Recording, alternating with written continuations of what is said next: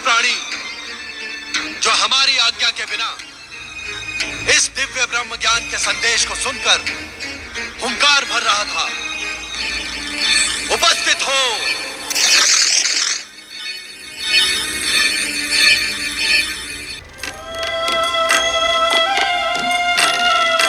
स्वामी, आपके संग रहने पर समय का पता ही नहीं चलता। गगन विहार करते करते पूरी रात्रि बीत गई। देवी पार्वती, पूर्व दिशा से उगने वाला आज का सूर्य आपके लिए ब्रह्म ज्ञान का महान संदेश लेकर आया है। तो क्या ब्रह्म ज्ञान मुझे आज ही मिलेगा?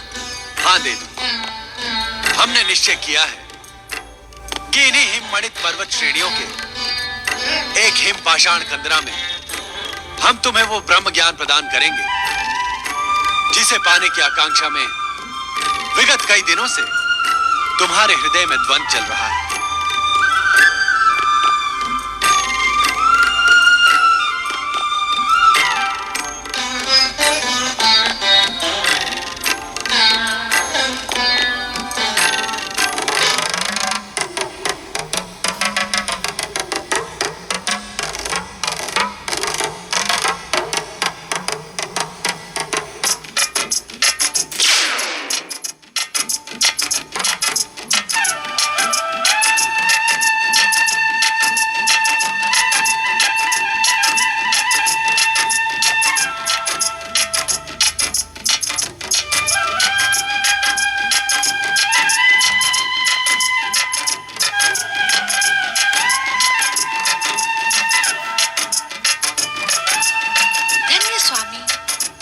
प्रकृति के सुंदर, शांत, मनोरम स्थान को देखकर मेरी आत्मा प्रसन्न हो गई है। देवी पार्वती, ब्रह्म ज्ञान प्राप्त करने के उद्देश्य से तुम जिस गुफा में खड़ी हो, वो प्रकृति के गूढ़तम रहस्य से भी अधिक गूढ़ और रहस्यमयी।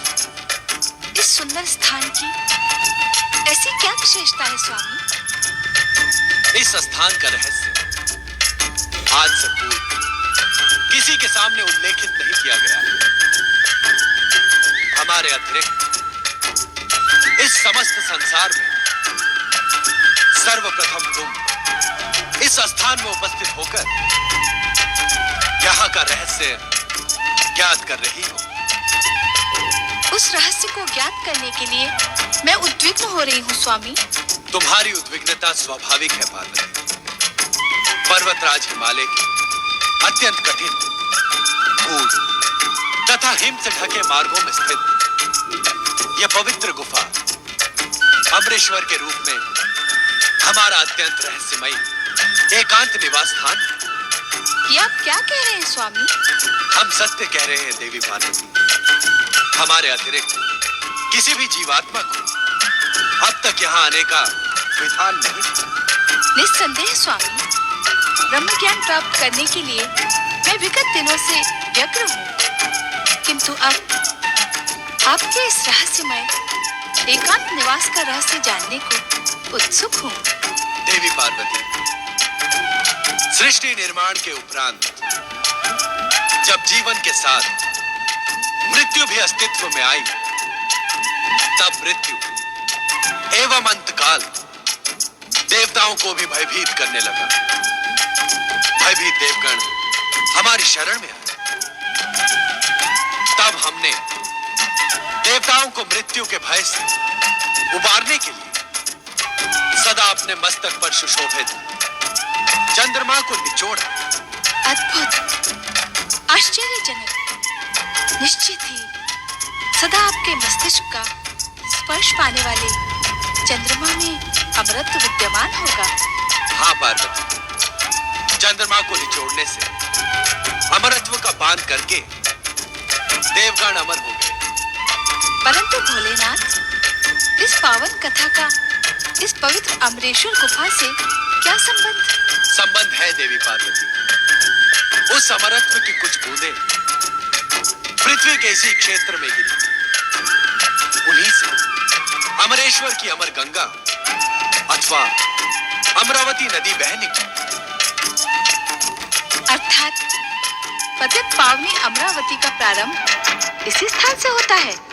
हाँ देवी, चंद्रमा को निचोड़ने से गिरी अमरत्व की बूंदों ने इस गुफा में पहुंच सकने वाले व्यक्ति की अमरता सुनिश्चित कर दी। अर्थात इस गुफा तक पहुंचने वाला व्यक्ति अमरता को प्राप्त कर लेगा। निश्चित। यहाँ की वायु, यहाँ के वातावरण में अमरत्व विद्यमान है, जो किसी भी जीवात्मा को जीवन मृत्यु से मुक्ति प्रदान कर अमर बना सकता है। तब तो मानव कल्याण के लिए ये महान स्थान है, क्योंकि मानव सदैव अमरता प्राप्ति का प्रयास करता है।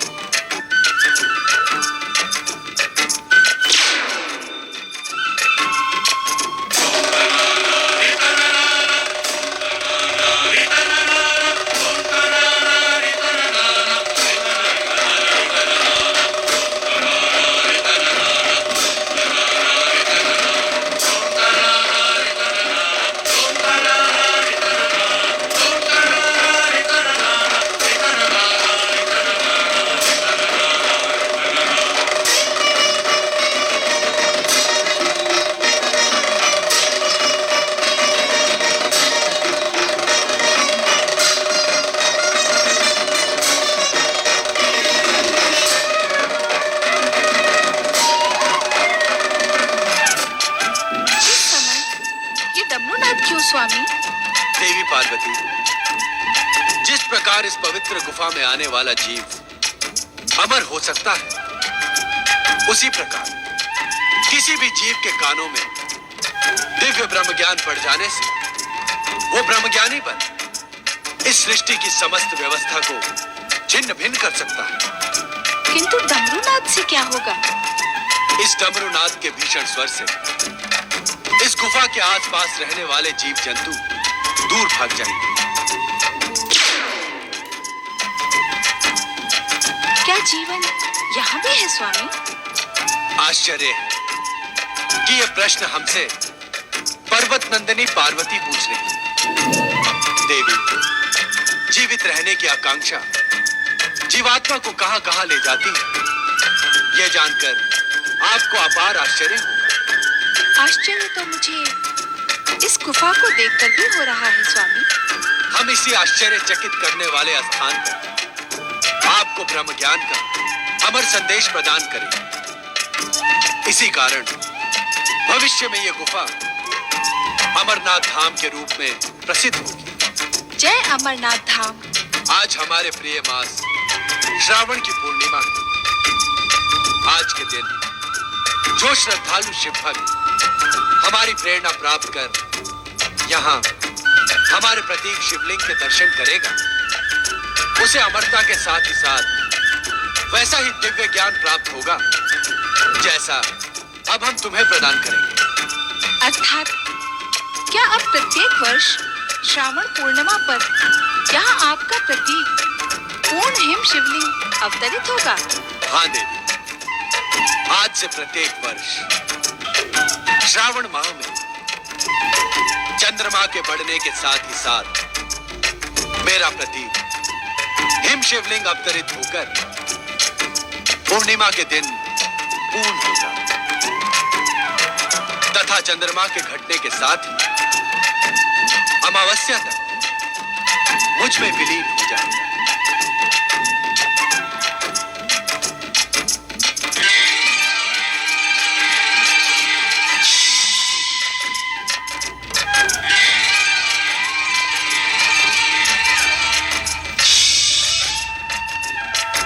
देवी, इस आसन पर विराजमान हो जाओ।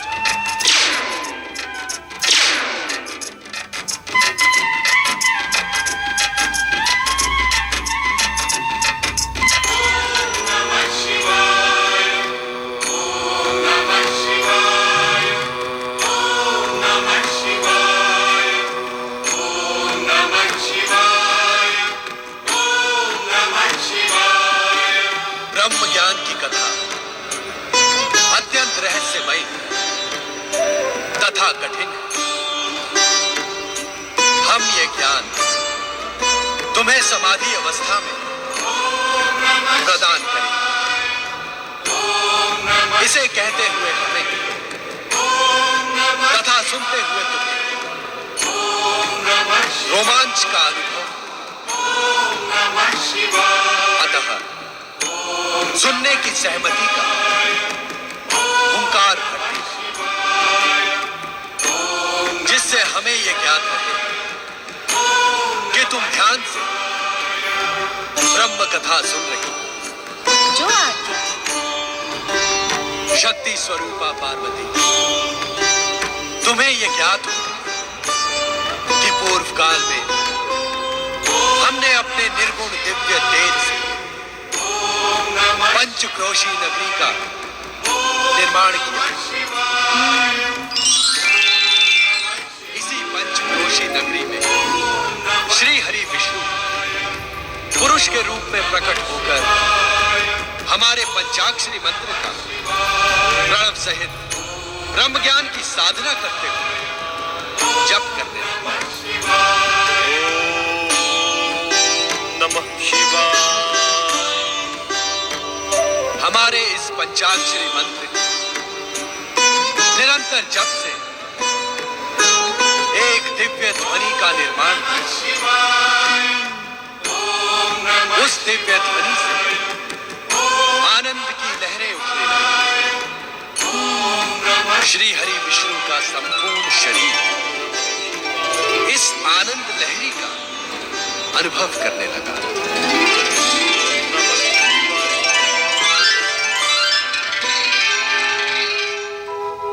उनके शरीर से पवित्र ओंकारमय ध्वनि निकली।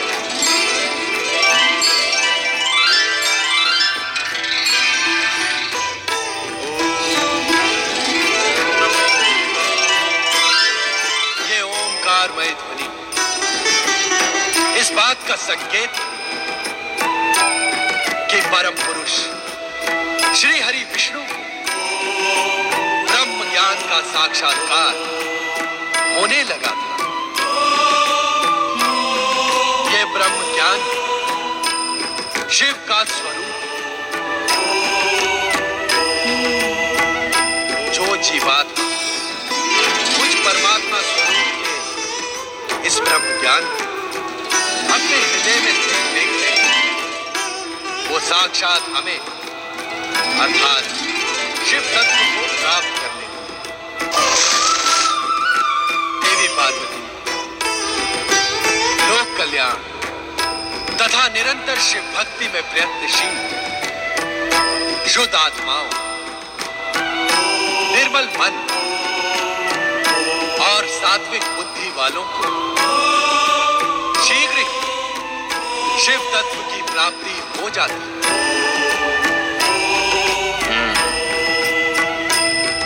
सृष्टि के कण कण में शिव तत्व की अनुभूति, प्राणी मात्र की श्रद्धा और भावनाओं को आहत न कर तथा संपूर्ण संसार को शिव की रचना मानने वाली जीवात्माओं को शिव ज्ञान की प्राप्ति हो।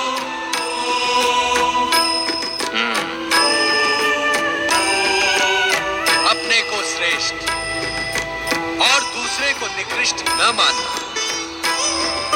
तप, जप और पवित्रता की ओर अग्रसर होने वालों के मार्ग में बाधक न बनने वाली अहंकार रहित जीवात्माओं को शिव भक्ति की प्राप्ति होगी। शिव तत्व, शिव ज्ञान और शिव भक्ति की प्राप्ति से मन, आत्मा और बुद्धि तेजस्वी तथा ओजस्वी बन जाती है। इतना प्राप्त कर लेने पर कुछ भी प्राप्त करना शेष नहीं बचता। शिव तत्व, शिव ज्ञान और शिव भक्ति को प्राप्त करने का एक एकमात्र मार्ग है शिव चरणों में अपना जीवन समर्पित कर निरंतर हमारे पंचाक्षरी मंत्र ओम नमः शिवाय का जाप कर। हमारे इस पंचाक्षरी मंत्र ओम नमः शिवाय में संसार का सर्वश्रेष्ठ ज्ञान समाहित है।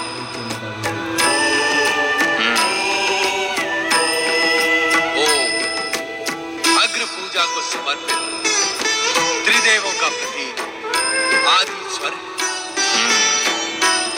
शिव जीवन के कल्याण का स्वरूप है तथा उस कल्याण रूपी शिव स्वरूप नमन ब्रह्म रूपी शिव को प्राप्त करने का सर्वोत्तम उपाय है। यही ब्रह्म ज्ञान का सत्य है, यही शिव की सुंदर रचना है। मेरे द्वारा प्रकट सत्यम शिवम और सुंदरम से युक्त यह ब्रह्म ज्ञान उन्हीं महाभागों को प्राप्त होता है जो मेरे स्वरूप में अगाध श्रद्धा रखते हैं।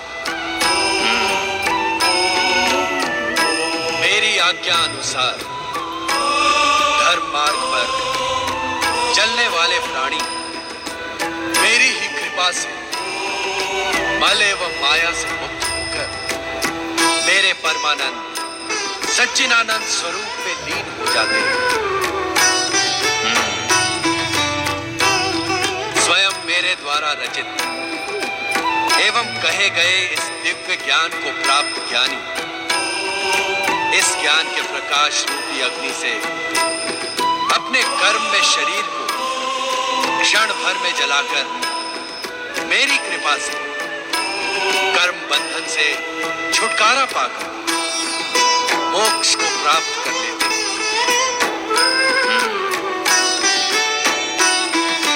तब इस सृष्टि का गोपनीय से गोपनीय रहस्य भी उसके सम्मुख रहस्य नहीं रह जाता, कारण कि वो स्वयं शिव तत्व प्राप्ति का प्रतीक बन जाता है। यही है परम दिव्य ब्रह्म ज्ञान जिसे पाकर तुमने अपनी आत्मा को मुझ परात पर ब्रह्म में समाहित कर दिया है। अब तुम स्वयं शिव तत्व, शिव ज्ञान और शिव भक्ति की प्रतीक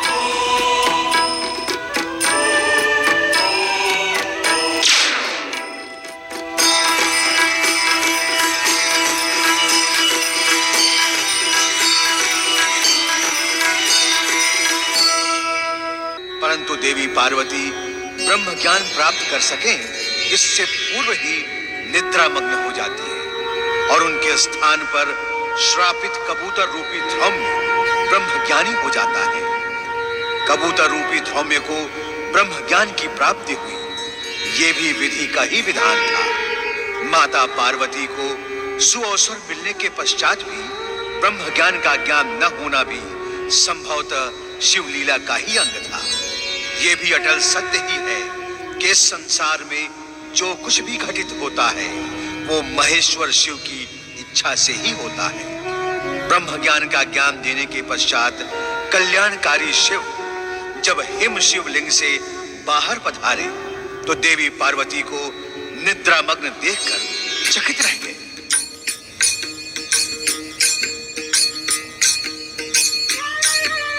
तुम सो रही हो पार्वती, तुम अपनी निद्रा को रोक न सके। परम शिव तत्व और ब्रह्म ज्ञान की प्राप्ति के स्थान पर तुम्हें निद्रा ही प्रिय लगी। आश्चर्य है, हमारे प्रत्येक वचन पर हुंकार कौन भर रहा था? कौन है वो प्राणी जो हमारी आज्ञा के बिना इस दिव्य ब्रह्म ज्ञान के संदेश को सुनकर हुंकार भर रहा था? उपस्थित हो।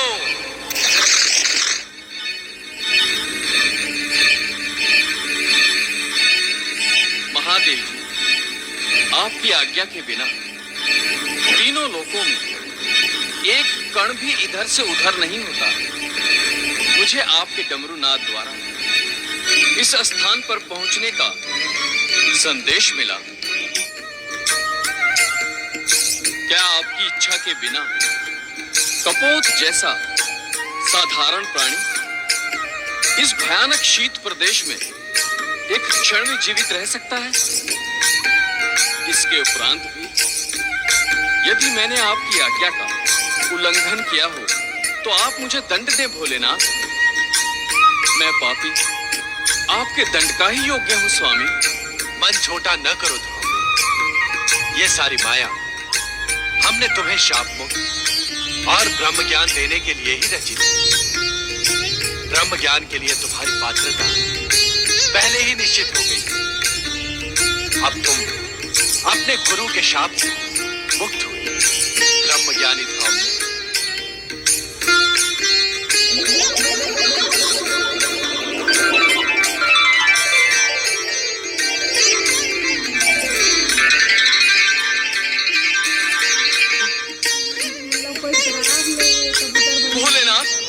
भोलेनाथ, आप कृपा निधान है, दया के सागर हैं। शापग्रस्त धौम्य को कपोत योनि से मुक्ति देने के लिए आपने कितना कष्ट किया है। आप कैलाश से यहाँ आए। जय जय भोले भंडारी, जय शिव शंकर, जय जय शिव शंकर, जय जय शिव शंकर। ये मैं क्या देख रही हूँ? डमरू नाद के उपरांत भी इस गुफा में ये युवा ऋषि कैसे प्रकट हो गए? माता, मैं और ऋषि का शिष्य धौम्य हूँ। भोलेनाथ की प्रेरणा से ही यहाँ उपस्थित हुआ हूँ। भोलेनाथ की प्रेरणा? हाँ माता, मैं शापग्रस्त धौम्य कपोत बना आकाश में उड़ रहा था। तभी मुझे भोलेनाथ के डमरू नाद द्वारा इस स्थान पर पहुंचने का आदेश मिला। माता, आज भोलेनाथ की कृपा से मेरा पुनर्जन्म हुआ है। अन्यथा कपोत योनि से मुझे मुक्ति कौन प्रदान करता? मैं समझ गई स्वामी। इन्हीं धौम्य ऋषि को शाप मुक्त कर ब्रह्म ज्ञान का उपहार प्रदान करने के लिए ही आप मुझे इस पवित्र अमरनाथ गुफा में लेकर आए। किंतु मेरा दुर्भाग्य देखिए स्वामी, पाकर भी मैं उस दिव्य ज्ञान से वंचित रह गई। मेरी अभागी निद्रा। पश्चाताप न करो पार्वती। तुम्हारा निद्रा मग्न होना भी हमारी ही लीला का अंग था। धौम्य, अब तुम अपने गुरु के पास जाकर उनकी उद्विग्नता का शमन करो। हमारी आराधना करते हुए भी वे दुखी हैं। उनका मन अस्थिर है। तुम उन्हें दिव्य ब्रह्म ज्ञान प्रदान करो जो तुम्हें हमसे प्राप्त हुआ है। हाँ धौम्य, एक शिष्य का अपने गुरु के प्रति यही कर्तव्य भी है।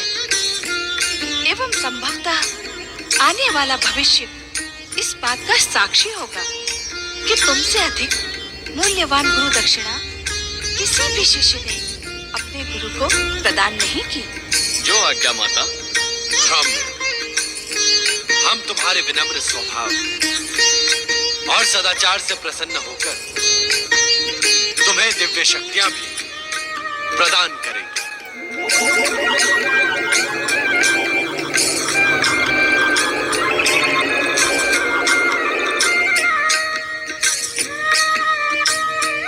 मैं आपकी इस महान कृपा के योग्य नहीं था भोलेनाथ। भगवान, अब मुझे आज्ञा दी जिससे शीघ्र अतिशीघ्र मैं अपने गुरु को विषाद मुक्त कर सकूं। ओम नमः शिवाय। स्वामी, क्या मैं अब भी ब्रह्म ज्ञान से वंचित रहूंगी? धैर्य रखो देवी, समय आने पर इस प्रश्न का उत्तर तुम्हें अवश्य मिल जाएगा। अपने मन की उद्विग्नता का शमन करो देवी। तुम्हारे मन में जो प्रश्न जन्म ले रहे हैं उनका निसंकोच उल्लेख करो। स्वामी, ये अमरनाथ गुफा आपके ब्रह्म ज्ञान प्रदान करने से ब्रह्म भूमि बन गई है। इसकी शांत तथा आध्यात्मिक वातावरण ने मेरे मन को प्रफुल्लित कर दिया है।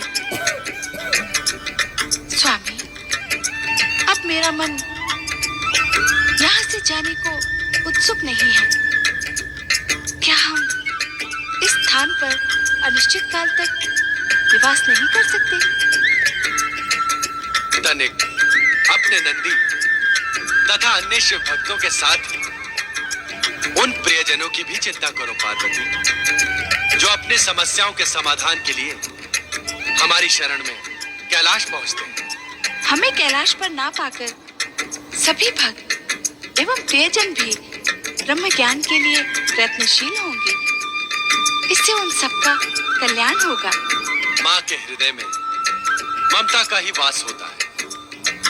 जो ज्ञान तुम स्वयं प्राप्त न कर सकी, उसे अपने भक्तों को प्राप्त कराने के लिए कितनी ललायत हो तुम।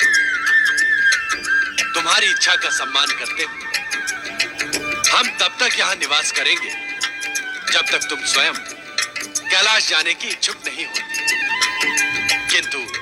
किंतु क्या स्वामी?